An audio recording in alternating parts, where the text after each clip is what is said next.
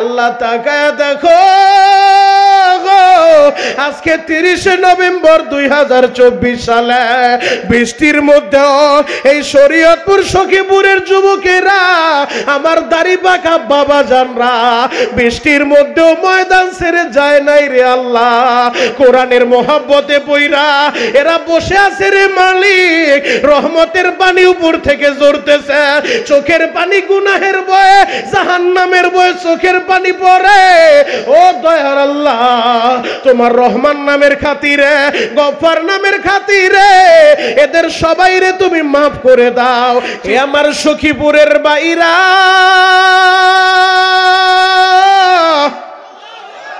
নবী আমার বদরের ময়দানে চোখের পানি জড়াইয়া হাত দুইটা আসমানের দিকে উঠাইয়া নবী আমার দোয়া করে মাতা নাসরুল্লাহ, আল্লাহ কখন আসবে আপনার সাহায্য, কখন আসবে আপনার সাহায্য। যদি আপনার সাহায্য না আসে রে মাওলা, মুসলমান যদি পরাজয় বরণ করে আপনারে আল্লাহ বলার মতো কেউ বাকি থাকবে না। নবী আমার চোখের পানি জড়িয়ে কান্না করে। বদরের মাঠের পাশে একটা মসজিদ আছে, যেই মসজিদের নাম মসজিদে আরিস। এই জায়গায় নবীর জন্য তাবু করা হয়েছে। বুখারীর বর্ণনা কিতাবুল মাগাজি পয়রা দেখবা। ও আমার যুবক ভাইরা রে, নবী আমার রাতের বেলা দাঁড়ায় দাঁড়ায় 16ই রমজান রাত্রি বেলা 17ই রমজান যুদ্ধ সংগঠিত হয়েছে। 16ই রমজান রাত্রি বেলা তাবুর ভিতরে হাত দুইটা উঠায়া নবী চোখের পানি দিয়া আবেগ ভরা কণ্ঠ নিয়া দোয়া করতেছে, মাতা নাসরুল্লাহ, মাতা নাসরুল্লাহ, আল্লাহ কখন আপনার সাহায্য আসবে। নবী দোয়াও করে, হাত উপরে ওঠে, দোয়াও করে, চোখের পানিও ঝরে। চোখের পানি ঝরতে ঝরতে হাত উপরে উঠাইতে উঠাইতে হঠাৎ করে নবীর গাড়ের উপর থেকে চাদরটা পইরা গেছে বাবা, শুভ্র অংশ বের হয়ে গেছে। আবু বকর তাকায় দেখে আমার নবীজি যেইভাবে চোখের পানি জড়াইতেছে, আবু বকর আর বসে থাকতে পারে নাই। আবু বকর তাড়াতাড়ি আইসা নবীর চাদরটা ধইরা নবীর ঘাড়ের উপরে হাতটা দিছে। হাত দিয়া বলে, হাসবুকা ইয়া রাসূলুল্লাহ, হাসবুকা ইয়া রাসূলুল্লাহ। ওগো আল্লাহর নবী, যথেষ্ট হইছে গো নবী, আপনি আর কাঁদবেন না, কাঁদবেন না। আমার আল্লাহ অবশ্যই আপনারে সাহায্য করবে। আপনারে যুদ্ধের ময়দানে নামাইয়া আল্লাহ বসে থাকতে পারবে না, অবশ্যই তিনি সাহায্য করবে। আপনি আর কাঁদবেন না। আমার নবী কান্না বন্ধ করছে। আমার আল্লাহ জিবরাইলে পাঠায় দিছে পবিত্র কোরআন, যার প্রমাণ এখনো পর্যন্ত বদরের ময়দানে এই আয়াতটা লেখা আছে গো বাবা, ওয়াইজ তাস্তাগীসুনা রাব্বাকুম ফাস্তাজাবা লাকুম আন্নী মুমিদ্দুকুম বিআলফিম মিনাল মালাইকাতি মুরদিফিন। আমার আল্লাহ বদরের মাঠে ফেরেশতা দিয়া সাহায্য করছে সখীপুরের যুবক। যে আল্লাহ বদরের মাঠে 313 জন সাহাবায়ে কেরামের কাফেলা, তাদেরকে 1000 কাফেরের বিরুদ্ধে যে আল্লাহ ফেরেশতা পাঠা ময়দানে সাহায্য করতে পারে, ওই আল্লাহ এখনো আছে না নাই? আরো জোরে বলতে হবে, আছে না নাই? ওই আল্লাহর ক্ষমতা কি দুর্বল হয়েছে? ওই আল্লাহ কি বুড়া হয়ে গেছে? ওই আল্লাহ, যে আল্লাহ আগেও যিনি ছিলেন আন্নাল কুওয়াতা লিল্লাহি জামিআ, আমার আল্লাহর ক্ষমতা আগেও যেমন ছিল এখনো তেমনই আছে। এখনো যদি তোমরা ময়দানে বদরের 313 জনের মতো দাঁড়ায় যাইতে পারো, আজকে ইসকনের একটা সদস্য, যেই জঙ্গি সংগঠন যারা ওই বীর চটলার ময়দানে প্রকাশ্যে আমার মুসলমান অ্যাডভোকেট সাইফুল ইসলাম আলিফকে নির্মমভাবে শহীদ করলো, সাইফুল ইসলাম আলিফকে বড় মুজদিসে দিবালোকে জবাই করে জান্নাতের মেহমান বানাইলো। আমরা পরিষ্কার জানায় দিতে চাই, যদি মুহাম্মদ বিন কাসেমের উত্তরসূরিরা, হাজী শরীয়তুল্লাহর উত্তরসূরিরা, হাফিজজির উত্তরসূরিরা, পীরজির উত্তরসূরিরা তোমরা আল্লাহু আকবার বলে ময়দানে দাঁড়াইতে পারো, ওই বামপন্থী ইসকন পালানোর জায়গা খুঁজে পাবে না। কথা বলেন ঠিক কিনা? খাবারের লোভে আসেন নাই, টাকার লোভে আসেন নাই। আমার দিল সাক্ষী দেয়, এই সখীপুরের মুসলমান একমাত্র কোরআনের মহাব্বতে এই বৃষ্টির মধ্যেও তারা ঘরে বসে থাকে নাই, জান্নাতের এই সামিয়ানায় চলে আসছে। আল্লাহ, যারা চলে আসছে এবং যারা আসতেছে এদের সবাইকে আপনি কবুল করেন। চিৎকার মেরে বলেন আমিন। আরো জোরে বলেন আমিন। আল্লাহ যারা যারা আমিন বলছে আমি 10 মিনিট সময় দিব, মালিক আলেম হিসেবে আমি 10 মিনিট সময় এদেরকে দিব।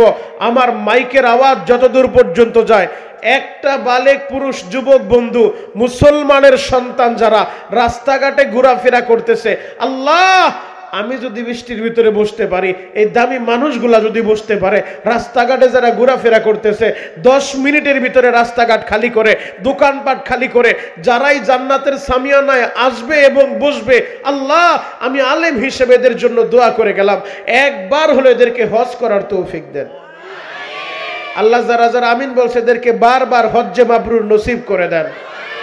আল্লাহ যারা 10 মিনিটের ভিতরে আমি শরীয়তপুরের মাইকের আওয়াজ শোনার পরে এখন এই মুহূর্তে জান্নাতের এই প্যান্ডেলের দিকে রওনা দিবে, আল্লাহ আমি এদের জন্য দোয়া করে গেলাম 10 মিনিটের ভিতরে তোমার যেই পাগলেরা আসবে, আল্লাহ একবার হলো স্বপ্নে যোগে আপনার হাবিবের নূরানি চেহারাটা আপনি তাদেরকে দেখায়া দেন।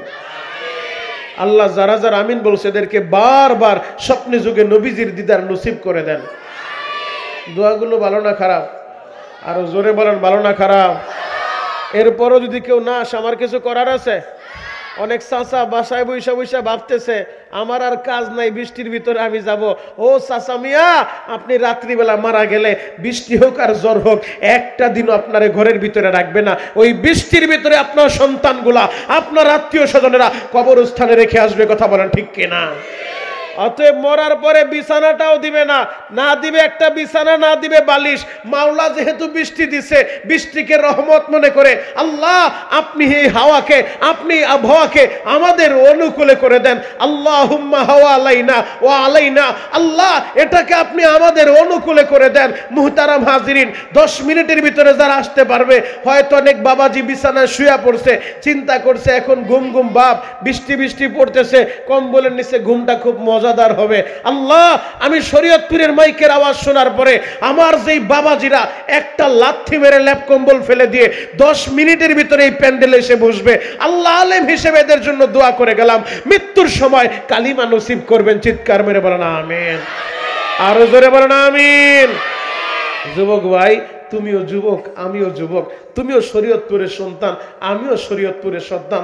হয়তো তোমার বাড়ি সখীপুর, আমার বাড়ি শরীয়তপুর সদরে, তবে ইনশাআল্লাহ আমরা তো একই দেশের মুসলমান। আল্লাহ আমাদেরকে কবুল করছেন। বাবাজি, কিছু সময় পরে জান্নাতের প্যান্ডেলটা আর থাকবে না, এখনো সময় আছে। যুবক ভাই, জান্নাতের সামিয়ানায় বসে যাও। আল্লাহ চাইলে জীবনের মোড়টা ঘুরে হেদায়েতের মালা পরায় দিতে পারে কি পারে না? আরো জোরে বলেন বাবা, পারে কি পারে না? নবজাগরণ ইসলামী তরুণ কাফেলা ও যুব সমাজের উদ্যোগে 2য় বার্ষিক ওয়াজ মাহফিল। আজকের এই মাহফিলের প্রধান মেহমান মুফতি রিজওয়ান রফিক হাফিজাহুল্লাহ এত সময় যিনি আলোচনা করেছেন, এশারের পূর্ব মুহূর্তে আপনাদের সকলের সুপরিচিত ব্যক্তিত্ব, চমৎকার আলোচনা যিনি করেন, মুফতি ইকবাল হোসেন রহমানী সাহেব, খতিব মোল্লারহাট কেন্দ্রীয় জামে মসজিদ। আলোচনা করেছেন আপনাদের এই এলাকার ডিএম খালির কৃতি সন্তান মুফতি সিদ্দিকুর রহমান কাসিমি সাহেব। চমৎকার আলোচনা, চমৎকার কণ্ঠ আল্লাহ তাকে দান করছেন। আমি তাদের জন্য দোয়া করি আল্লাহ পাক রব্বুল আলামিন তাদের ইলম এবং আমলে আরো বারাকা দান করুক। চিৎকার মেরে বলেন আমিন। আলোচনা করেছেন মুফতি আব্দুল কাদের বিপ্লবী সাহেব। আজকের মাহফিলের সভাপতির আসনকে যিনি অলঙ্কৃত করেছেন, আপনাদের এলাকার কৃতি সন্তান, আপনাদের এলাকার রত্ন হাফেজ মিজানুর রহমান মাদবর সাহেব, সভাপতি নবজাগরণ ইসলামী তরুণ কাফেলা। আমি তাদের জন্য দোয়া করি দিল থেকে। এবং মঞ্চে উপস্থিত জাতির রাহবার হযরত উলামায়ে কেরাম, অনেক উলামায়ে কেরাম আপনাদের এই জায়গায় এসেছেন। মুফতি খবির উদ্দিন সাহেব হুজুর এসেছেন, অনেক আলেম ওলামা দেখলাম আপনাদের এখানে এসেছেন। বৃষ্টি না হলে হয়তো এত সময় ময়দানে বসার মতো জায়গাও থাকতো না। কথা বলেন ঠিক কিনা? তবে আমার দিলটা ভরে গেছে নবজাগরণ ইসলামী তরুণ কাফেলার আজকের এই আয়োজন দেখে। কারণ যুবকরা যদি জাগ্রত হয়, তরুণরা যদি জাগ্রত হয়, ইতিহাস পাল্টে যাবে। কথা বলেন ঠিক কিনা? যার জ্বলন্ত প্রমাণ একের পর এক আমরা পেয়েছি। যুব সমাজ যদি ভালো হয়ে যায়, সমাজের রূপরেখা চেঞ্জ হয়ে যায়। ও যুবক, তোমরা যুবক হিসেবে আজকে যে আয়োজন তোমরা করেছো, আমি তোমাদের জন্য দোয়া করব, ময়দান থেকে তোমরা অঙ্গীকার নিয়ে বাড়িতে যাবে। যতদিন বাঁচবো আমরা কোরআন নিয়ে বাঁচতে চাই, যতদিন বাঁচবো ইসলাম নিয়ে বাঁচতে চাই, যতদিন বাঁচবো বিশ্বনবীর আদর্শ নিয়ে বাঁচতে চাই। কোরআনের বিরুদ্ধে, ইসলামের বিরুদ্ধে, নবীর বিরুদ্ধে কোন নাস্তিক আর ব্লগার যদি আমার নবীর শান নিয়ে কটাক্ষ করে, কোন নাস্তিক আর মুরতাদ যদি আমার ইসলাম নিয়ে কটাক্ষ করে, কোন নাস্তিক আর বেঈমান যদি আমার কোরআনকে অপমান করতে চায়, দল মত নির্বিশেষে সখীপুরের যুবকেরা হাতে হাত রেখে ওই নাস্তিকের দাঁত ভাঙ্গা জবাব দিতে কে কে তৈয়ার আছো? হাতগুলা দেখায়া দাও। তাকবীর দিলে ভালোভাবে একজনের দিবেন ইনশাআল্লাহ। মাহফিলের মাঝখান থেকে মাজা টান করে এমন ভাবে তাকবীর মারবা, মুসলমানরা আল্লাহ একটা পাওয়ার দিছে, মুসলমানের বোমা কামান লাগে না। আল্লাহু আকবার, এই তাকবীরের এত পাওয়ার, এত পাওয়ার। মুসলমান যখন আল্লাহু আকবার বলে ময়দানে দাঁড়ায় যায়, বেঈমানগুলা পালানোর রাস্তা খুঁজে পায় না। কথা বলেন ঠিক কিনা? একজন মারো তো, কে পারবা ইনশাআল্লাহ? মাজা টান করে মারো।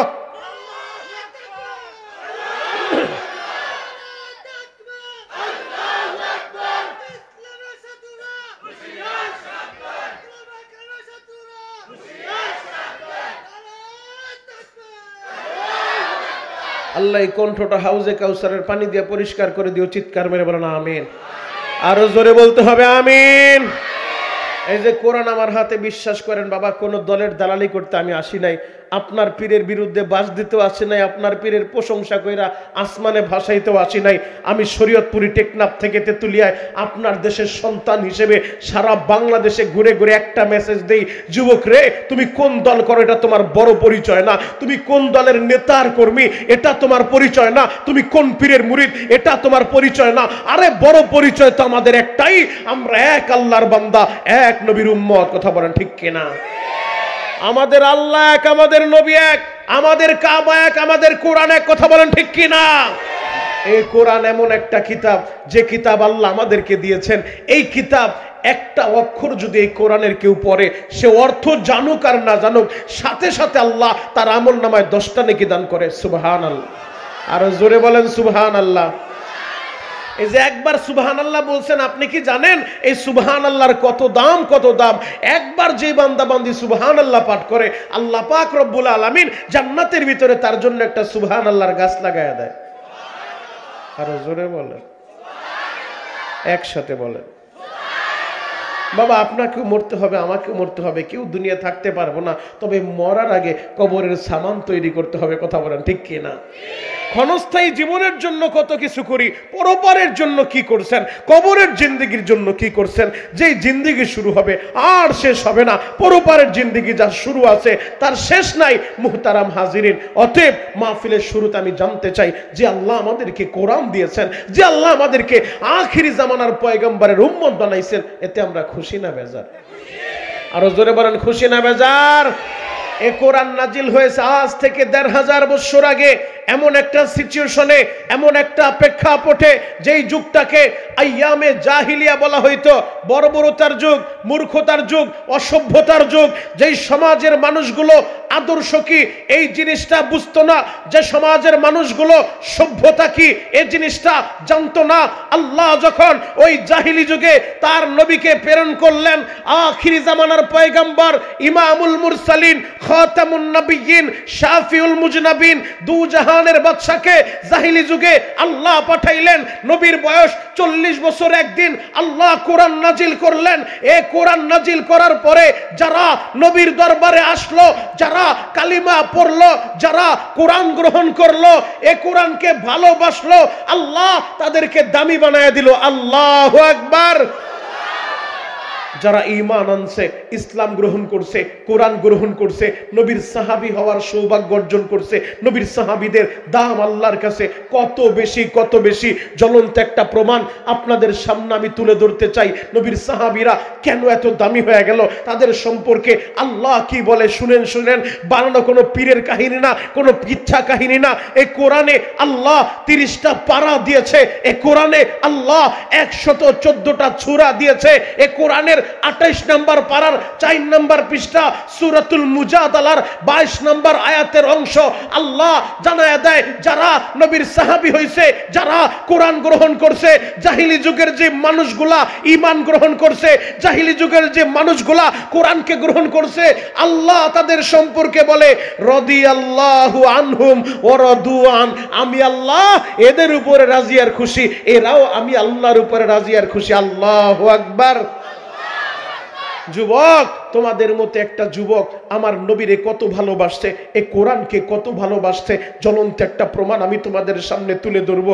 যুবক রে, নবীর সাহাবীরা স্বাভাবিকভাবে আমরা এই সমাজে বসবাস করি, কেউ যদি তার পরিচয় দিতে চায় প্রথমে তার নাম বলে, এরপরে তার বাবার নাম বলে, কারণ মানুষ পরিচিতি লাভ করে বাবার পরিচয়। কথা বলেন ঠিক কিনা? আপনি ইউনিয়ন পরিষদে যাবেন একটা চারিত্রিক সনদ আনার জন্য, প্রথমে চেয়ারম্যান সাহেব জিজ্ঞেস করবে আপনার নাম কি, নাম বলার পরে দ্বিতীয় নম্বর প্রশ্ন থাকবে বাবার নাম কি। কথা বলেন ঠিক কিনা?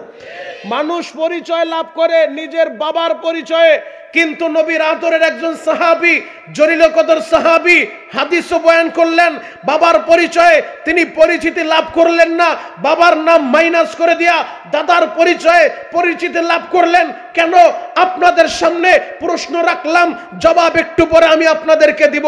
কেন তিনি বাবার পরিচয়টা মাইনাস করে দাদার পরিচয়ে পরিচিতি লাভ করলেন?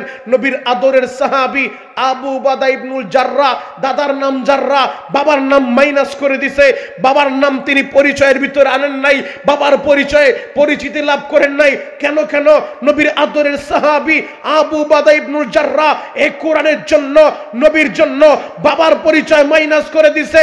কারণ যারা নাস্তিক, যারা আমার নবীর বিরুদ্ধে যায়, যারা ইসলামের বিরুদ্ধে যায়, ওই নাস্তিকদের কোনো রাজনৈতিক পরিচয় থাকতে পারে না, নাস্তিকদের কোনো ধর্ম পরিচয় থাকতে পারে না, নাস্তিকদের কোনো গোত্রীয় পরিচয় থাকতে পারে না। ওদের পরিচয় তো একটাই, ওরা মানবতার দুশ্মন, আল্লাহর দুশ্মন, নবীর দুশ্মন, 250 কোটি মুসলমানের জানের দুশ্মন। ওই দুশ্মন যদি সখীপুর এলাকায় জন্ম নেয়, ওরে হাতের নাগালে পাইলে জুতা দিয়া বাইরে কপালে চান্দি ফাটায় ফেলতে হবে। কথা বলেন ঠিক কিনা? রাজি আছেন না নাই? আরো জোরে বলেন, রাজি আছেন না নাই? 1500 বছর আগে কোরআন নাজিল করছে, অনেকে চাইছে কোরআনের আলো নিভায় দিবে, অনেকেই চাইছে নবীকে দুনিয়া থেকে বিদায় করে দিবে, বহু চক্রান্ত আর ষড়যন্ত্র করছে। 1500 বছরের ইতিহাস আমাদের সামনে দিবালোকের ন্যায় সুস্পষ্ট। যারা কোরআনের আলো নিভাইতে চাইছে, যারা ইতিহাসের পাতা থেকে কোরআনকে মুছে দিতে চাইছে, ওরা পারে নাই, বরং আল্লাহ ওদেরকে ইতিহাসের আস্থা করে নিক্ষেপ করছে। কথা বলেন ঠিক কিনা? আর নবীর সাহাবী আবু বকর, উমর, উসমান, তাদের নাম শুনলে মানুষ মুহাব্বত করে, ভালোবাসে, মুহাব্বত কইরা নিজের সন্তানের নাম রাখে। আবু বকর মুহাব্বত কইরা নিজের সন্তানের নাম রাখে, উমর মুহাব্বত কইরা ভালোবাসা নবীর সাহাবীদের নামে নিজের সন্তানের নাম রাখে। কথা বলেন ঠিক কিনা? আপনি একটা লোক দেখাইতে পারবেন না যে মোহাব্বত কইরা আবু জাহেলের নাম নিজের সন্তানের নামে রাখছে। আবু জাহেল আপনাদের এলাকায় আছে? আরো জোরে বলেন, আছে? মুসলমান তো রাখেই না, হিন্দুরা পর্যন্ত ওদেরকে ঘৃণা করে, বৌদ্ধরা পর্যন্ত ওদেরকে ঘৃণা করে, খ্রিস্টানরা পর্যন্ত ওদেরকে ঘৃণা করে। খ্রিস্টানরাও ওদের নাম আবু জাহেল রাখে না, আমার হিন্দু ভাইরাও তাদের সন্তানের নাম আবু জাহেল রাখে না। কেন? কোরআনের বিরোধিতা কইরা, ইতিহাসের আস্থা করে এমন ভাবে নিক্ষিপ্ত হয়েছে। বর্তমান জামানায় যারা এই কোরআনের আলো নিভায়া দিতে চায়, বর্তমান জামানায় যারা আলেমদের বিরোধিতা করতে চায়, যারা মাদ্রাসার বিরোধিতা করতে চায়, মসজিদের বিরোধিতা করতে চায়, তাফসীরের বিরোধিতা করতে চায়, কান খুলে শুনে রাখো, 1500 বছর আগে আবু জাহেল কোরআনের বিরোধিতা কইরা টিকতে পারে নাই, উতবা টিকতে পারে নাই, সাইবা টিকতে পারে নাই, ওয়ালিদ ইবনে মুগীরা টিকতে পারে নাই, যুগে যুগে কোরআনের বিরোধিতা কইরা একটাও টিকতে পারে নাই। বর্তমানেও যারা এই কোরআনের বিরোধিতা করতে চায়, ইসলামের বিরোধিতা করতে চায়, নবীর বিরোধিতা করতে চায়, তোমরাও টিকতে পারবে না। কথা বলেন ঠিক কিনা? ইতিপূর্বে বহুত প্রমাণ হয়ে গেছে, বহু জালেমের পতন এদেশে হয়েছে কি হয় নাই? আরো জোরে বলেন, হয়েছে কি হয় নাই? জালেম যত বড় শক্তিশালী হোক টিকতে পারবে না। তাহলে আপনাকে সিদ্ধান্ত নিতে হবে। আজকে বৃষ্টির মধ্যে সিদ্ধান্ত নেবেন আপনি কি কোরআনের পক্ষে থাকবেন নাকি কোরআনের বিপক্ষে যাবেন। যদি কোরআনের পক্ষে থাকতে চান তাহলে এই কোরআনের পক্ষে থাকতে গেলে বৃষ্টির ভিতরেও তাফসিরে বসতে হবে। এই কোরআনের পক্ষে থাকতে গেলে আপনাকে কাদার ভিতরে বসতে হবে। এই কোরআনের পক্ষে থাকতে গেলে আপনার উপরে হামলা হবে। এই কোরআনের পক্ষে থাকতে গেলে আপনার উপরে মামলা হবে। এই কোরআনের পক্ষে থাকতে গেলে আপনাকে রক্ত দিতে হতে পারে। এই কোরআনের পক্ষে থাকতে গেলে আপনার গলায় ফাঁসির রশিও লাগতে পারে। যে পরিস্থিতি আসুক কোরআন নিয়ে বাঁচতে চাই, কোরআন নিয়ে মরতে চাই। কথা বলেন ঠিক কিনা? রাজি আছেন না নাই? আরো জোরে বলতে হবে রাজি আছেন না নাই? আল্লাহু আকবার বলেন তো।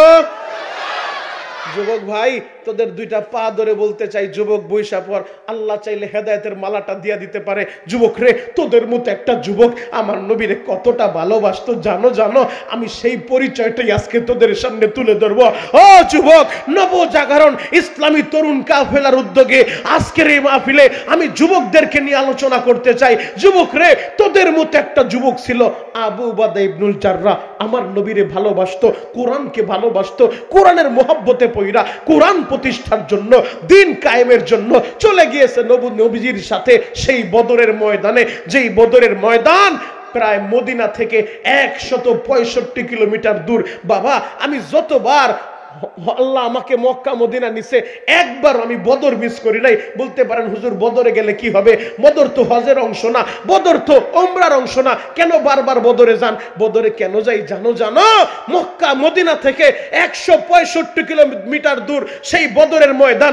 বদরের ময়দানে গেলে মনে পড়ে আমার নবী ইসলামের জন্য, কোরআনের জন্য সর্বপ্রথম যে জিহাদে অবতীর্ণ হয়েছিলেন, ওই জিহাদের নাম বদর। কথা বলেন ঠিক কিনা? আল্লাহর নবী তার রোজাদার সাহাবীদেরকে নিয়ে বদরের মাঠে গিয়েছিলেন, মদিনা থেকে 165 কিলোমিটার দূরে।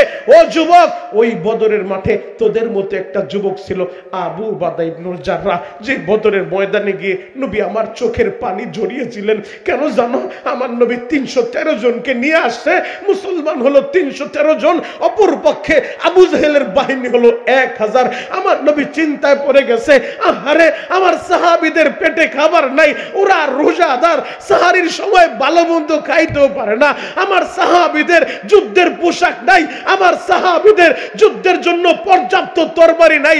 আর আবু জাহেলের বাহিনী, ওদের তরবারির অভাব নাই, ওদের যুদ্ধের পোশাকের অভাব নাই, ওদের খাবারের অভাব নাই। আল্লাহ, আগামীকাল যদি যুদ্ধের ময়দানে এই বদরের মাঠে মুসলমানের পরাজয় হয়ে যায়, এ পৃথিবীতে তোমারে আল্লাহ বলার মতো কেউ থাকবে না। এ পৃথিবীতে তোমারে যে কেউ আল্লাহ বলবে এমন কেউ বাকি থাকবে না। আমার নবী চোখের পানি ঝরিয়ে শুধু কান্না করতেছেন, মাতা নাসরুল্লাহ, আল্লাহ কখন আসবে তোমার সাহায্য? আল্লাহু আকবার। হে আমার সখীপুরের বাইরা,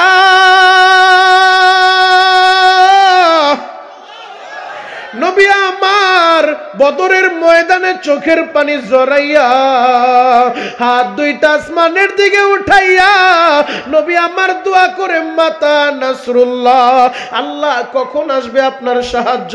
কখন আসবে আপনার সাহায্য?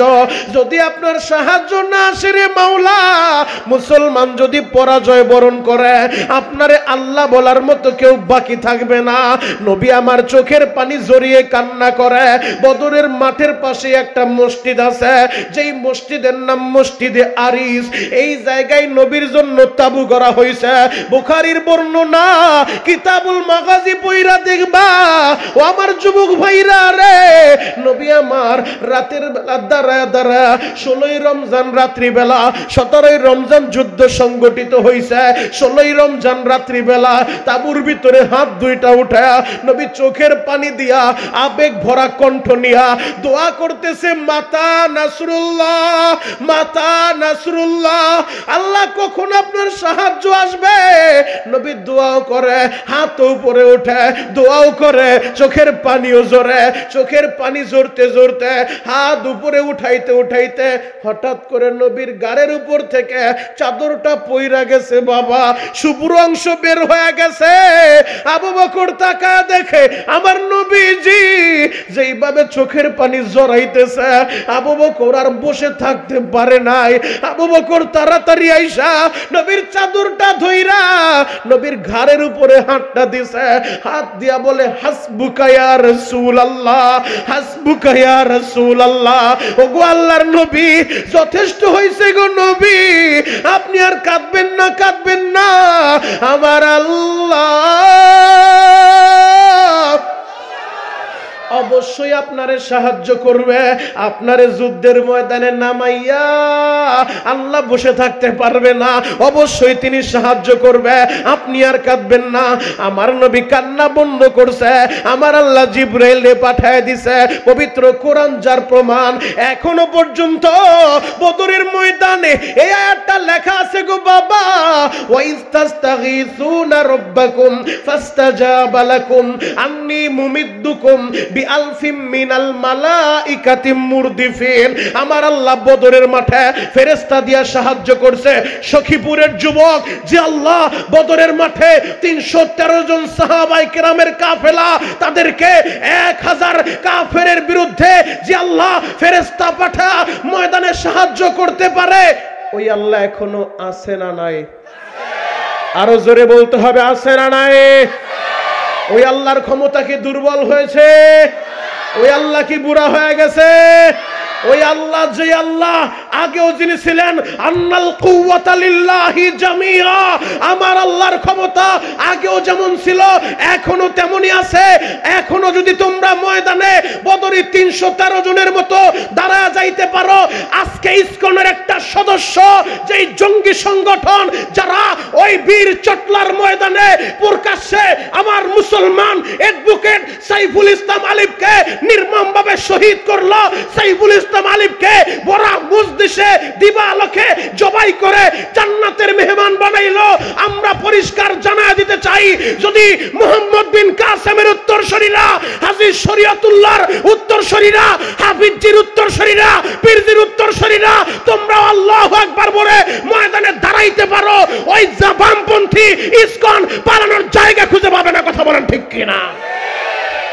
এমনকি আমরা এই ময়দান থেকে আজকে নবজাগরণ তরুণ কাফেলার ময়দান থেকে আমরা অন্তর্বর্তীকালীন উপদেষ্টাদের কাছে আহ্বান জানাইতে চাই, অতি দ্রুত এই জঙ্গি সংগঠন সোনার বাংলাদেশে নিষিদ্ধ করতে হবে। কথা বলেন ঠিক কিনা? কারণ এদের মূল টার্গেট হলো ইহুদিদের এজেন্ডা বাস্তবায়ন করা। এদের মূল টার্গেট হলো এরা মুসলমানের এই দেশের ভিতরে, সাম্প্রদায়িক দেশের ভিতরে অসাম্প্রদায়িক দাঙ্গা হাঙ্গামা সৃষ্টি করে হিন্দু মুসলিমের ভিতরে একটা যুদ্ধ লাগায় দেওয়া। এদের এটাই হলো এদের মূল টার্গেট। এরা প্রকৃতপক্ষে এরা সনাতন ধর্ম অবলম্বী না, এরা ইহুদিদের এজেন্ডা বাস্তবায়নের জন্য, আমার এই শাহজালালের বাংলাকে অশান্ত করার জন্য, শান্ত বাংলাকে অশান্ত করার জন্য যারা আদা জল খেয়ে মাঠে নেমেছে, আমরা বলে দিতে চাই, আমরা মুসলমানেরা গত 5ই আগস্ট আমার দেশে গণ অভ্যর্থনের পরে আপনারা দেখেছেন এই ডিএমখালি থেকে যে সমস্ত ছাত্ররা লেখাপড়া করেছে, যারা আলেম হয়েছে, আপনাদের দেশের সম্পদ ওই ওলামায়ে কেরামকে আপনারা দেখেছেন রাতের অন্ধকারে আলেমরাই আমার দেশের মন্দিরগুলা পাহারাদারি বসাইছে। কথা বলেন ঠিক কিনা? আমার দেশের আলেমরা রাতের অন্ধকারে তোদের মন্দির পাহারা দিল, আর তোরা আমাদেরকে কি উপহার দিলি? দিবালোকে আমাদের মসজিদ ঘরে তোরা ভাঙচুর চালাইলি, আমার মুসলমান সন্তান সেই আলিফকে তোরা নির্মমভাবে জবাই করে দিলি। আরে আলিফের মা, ওই খাটিয়ার সন্তান শহীদ হয়ে গেছে, ইসকনের সদস্যরা কলিজার টুকরা সন্তানরে জবাই করছে। মা কারে বলে? মা খাটিয়ার পাশে দাঁড়া মা দুঃখিনী সন্তানরে বিদায় জানাইতেছে, আর সন্তানের চেহারার দিকে তাকাইলে মনে হয় সন্তান হাসি দিতেছে। কারণ প্রকৃতপক্ষেই যারা শহীদ হয়ে যায়, যারা শহীদ হয়ে যায় এরা জান্নাতের মেহমান। শহীদরা মরে না, মরে না, আল্লাহ এদের জন্য রিজিকের ব্যবস্থা করে। আল্লাহু আকবার। যুবক, আমি তোমাদেরকে বলে যাই, ওই আলিফ মাহমুদ জীবন দিয়া প্রমাণ করে দিল এরা কখনো ঈমান দিতে পারে না। জীবন দিব কিন্তু বেঈমানের সামনে মাথা নত করবে না। আমরা অঙ্গীকার নিতে চাই, প্রয়োজনে আমরা জীবন দিব, প্রয়োজনে আমরা কারাবরণ করব, প্রয়োজনে আমরা ফাঁসির রশিটা আমাদের গলায় নিব, এরপরও কোনো বেঈমানের সামনে মাথা নত করব না। কথা বলেন ঠিক কিনা? রাজি আছেন না নাই? আরো জোরে বলতে হবে, রাজি আছেন না নাই? এ যুবক ভাইরা, হাজী সাহেব বাবাজিরা ডানে বামে নজর নাই, এক নজরে তাকায় থাকেন গো বাবা। যেই কথাটা আপনাদেরকে বলেছিলাম, প্রশ্ন করেছিলাম, কেন বাবার পরিচয় মাইনাস করে দাদার পরিচয়ে পরিচিতি লাভ করলেন? মনে আছে না নাই? সবার মনে আছে? বাবার পরিচয় মাইনাস তিনি কেন করলেন? আবু উবাদা ইবনুল জাররাহ, নবীর আদরের সাহাবী, ভালোবাসার সাহাবী। আবু উবাদা বদরের ময়দানে এক একজনকে যুদ্ধের পজিশনে নবীজি যেই জায়গায় দাঁড় করাইছে, সবাই সবার পজিশনে দাঁড়ায় যুদ্ধ করতেছে। আর কিছু সাহাবী নবীজির বেষ্টনী দিয়ে রাখছে। হঠাৎ করে আবু উবাদা ইবনুল জাররাহ নিজের পজিশনে দাঁড়ায় যুদ্ধ করতেছেন। তার নজরটা পড়ে গেছে আমার নবীর দিকে। দেখি আমার নবী কেমন আছে। আরে আমার নবী তেমন এক নবী, আমার নবীর চেহারা দেখলে সাহাবায়ে কেরাম দুঃখ কষ্ট ভুলে যাইতো। সুবহানাল্লাহ, আরো জোরে বলেন না সুবহানাল্লাহ। আমার নবী তো এমন নবী। আরে আমার নবীর সামনে বৈশা নবীর সাহাবী পূর্ণিমার চাঁদের রাতে নবীর সামনে বৈশা একবার পূর্ণিমার চাঁদের দিকে তাকায়, একবার নবীর দিকে তাকায়, একবার চাঁদের দিকে, একবার নবীর দিকে। নবী বলে সাহাবী একবার এইদিকে একবার ওইদিকে, কি দেখো কি দেখো? সাহাবী বলে নবীজি দেখতেছি আকাশের ওই চাঁদটা বেশি সুন্দর নাকি আমার সামনে বসে আছে আমার দয়ার নবী বেশি সুন্দর? নবী বললেন কি দেখলা আর কি বুঝলা? সাহাবী বলে নবীজি আমার মা বাবা কোরবান হোক, আকাশের চাঁদের ভিতরে কলঙ্কের দাগ দেখা যায়, কিন্তু আমার নবীর চেহারায় কোনো দাগ নাই। আল্লাহু আকবার। সেই নবীর উম্মত আমরা। আরে আমাদের নবীর উম্মত হওয়ার লাইগা অন্যান্য নবীরা দরখাস্ত দিছে, যুবক তুমি তোমার পরিচয় জানো না, তুমি তোমার ইতিহাস জানো না। আজকে তো বাবা মুসলমান, দাদা মুসলমান, উত্তরাধিকারী সূত্রে তুমি মুসলমান। তুমি যদি ইসলামের জন্য মার খাইতা, তুমি যদি কোরআনের জন্য রক্ত জড়াইতা, তুমি যদি কালিমা পড়ার জন্য জেল খাটতা, তাহলে বুঝতা ইমানের কত দাম। কথা বলেন ঠিক কিনা?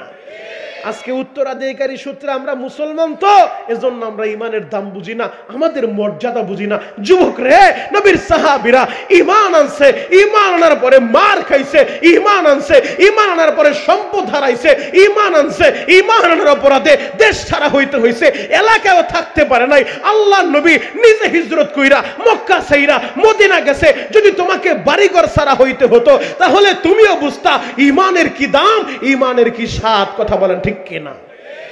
নবীর সাহাবী আবু উবাদা ইবনুল জাররাহ আমার নবীর দিকে নজর করছে। নজর কইরা দেখে একজন মুরব্বী বড় একটা তরবারি নিয়ে সে কৌশল কইরা শুধু নবীর দিকে আগাইতেছে। তার মূল টার্গেট আমার নবী। আমার নবীর সুযোগ মতো পাইলে একটা কোপ মারবে গো বাবা। এই সুযোগ নিয়ে মুরব্বী কৌশল কইরা শুধু আগাইতেছে। আবু উবাদা ইবনুল জাররাহ এই দৃশ্য দেখা সেও যুদ্ধের কৌশল করতে করতে তরবারি ঘুরাইতে ঘুরাইতে মুরব্বীর দিকে আগায়া ওই মুরব্বীর জায়গা থেকে সরায় দিছে যেন আমার নবীর আক্রমণ করতে না পারে। আবু উবাদা ইবনুল জাররাহ প্রথমবার মুরব্বিরে সরায় দিয়েছে, মুরব্বির শরীরে কোনো আঘাত করে নাই। আবার আবু উবাদা নিজের পজিশনে আইসা আবার যুদ্ধ চলতেছে। হঠাৎ করে আবার নজর করে দেখে ওই একই মুরব্বি দ্বিতীয়বার আরো শক্তি নিয়ে কৌশল কইরা তরবারি ঘুরাইতে ঘুরাইতে আমার নবীর দিকে আসতেছে। মুরব্বির টার্গেট আমার নবী। আমার নবীরে সুযোগ মতো পাইলে আমার নবীরে দুনিয়া থেকে বিদায় করে দিবে। আবু উবাদা ইবনুল জাররাহ এই দৃশ্য দেখা আবারও দ্বিতীয়বার তরবারি ঘুরাইতে ঘুরাইতে যুদ্ধের কৌশল করতে করতে মুরব্বীর জায়গা থেকে সরাইছে। দুইবার সরাই দিছে, প্রতিবাদ করে নাই, তারে কোনো আক্রমণ করে নাই। তৃতীয়বার আবু উবাদা নজর করে দেখে মুরব্বী আমার নবীর এতটাই কাছাকাছি, আমার নবীর যে কোনো মুহূর্তে কোপ মেরে বসবে। আবু উবাদা এই দৃশ্যটা দেখা একটা সেকেন্ড আর সহ্য করতে পারে নাই। বাবা ও তরুণ যুবকেরা,